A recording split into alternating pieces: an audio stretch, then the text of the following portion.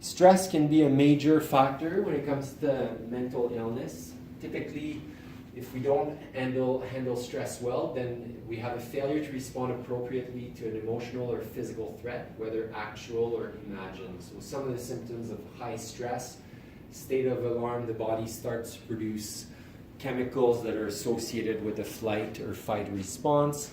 In the short term, we can handle stress quite well, so we can resist some stress. The problem is if the stressor is chronic, we have a chance, or we risk going into exhaustion, which is basically the inability to continue coping with the chronic stress, which leads to all kinds of health issues, some of which are irritability, muscle tension, the inability to concentrate, but there can also be increased risk of heart disease, increased risk of diabetes.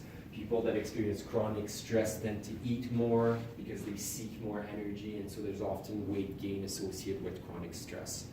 So stress has several negative health consequences, including it increases the risk of heart disease, stroke.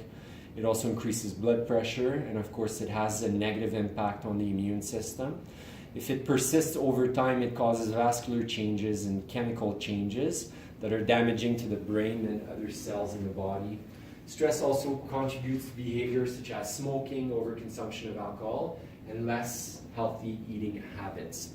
So stress, both directly and indirectly, can lead to all kinds of health issues, including mental health problems.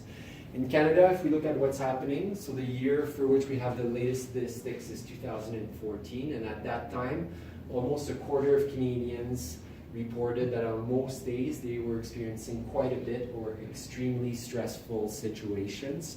Women tend to experience more stress, and daily stress rates were highest in the core working ages, meaning that people that are in the workforce will often experience more stress.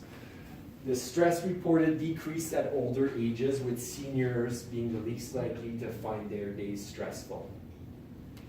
So what happens when we're very stressed? So there was a key study done on the eating behavior of employees in a busy department store. And so what they did is they looked around Christmas time, what was happening to the eating pattern of employees in this store that was seeing a lot more customers around Christmas.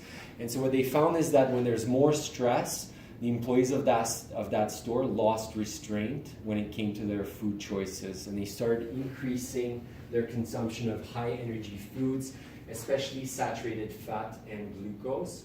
And there was also an abnormally increased appetite. So with a lot of stress, the body wants energy so that it can fight or flight, and so it stimulates our appetite. So people that are experiencing a lot of chronic stress are more likely to become obese.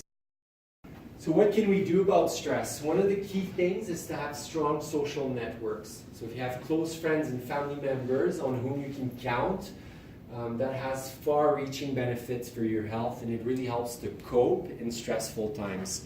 So having support in times of hardship, loss, or illness will lead to better stress management and decreases the risk of having mental health problems. So it gives you a sense of belonging, it wards off loneliness, it increases your sense of self-worth, and also provides feelings of security if you have a strong social network. The other thing that's really important is exercise. So exercise helps to improve sleep, it helps to relax the body. There's well-known benefits in terms of mood. People that exercise more are less likely to suffer from anxiety and depression.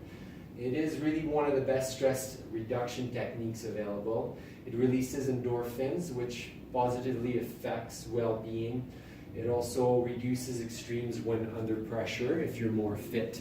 Regular exercise also reduces our reaction to stress. So if you're more fit, you're able to handle stress typically with more ease.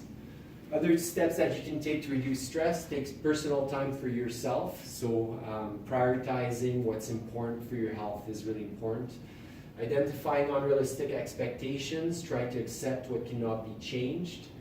Seek and accept support. Be prepared for new and unfamiliar situations, because those tend to create more stress and anxiety.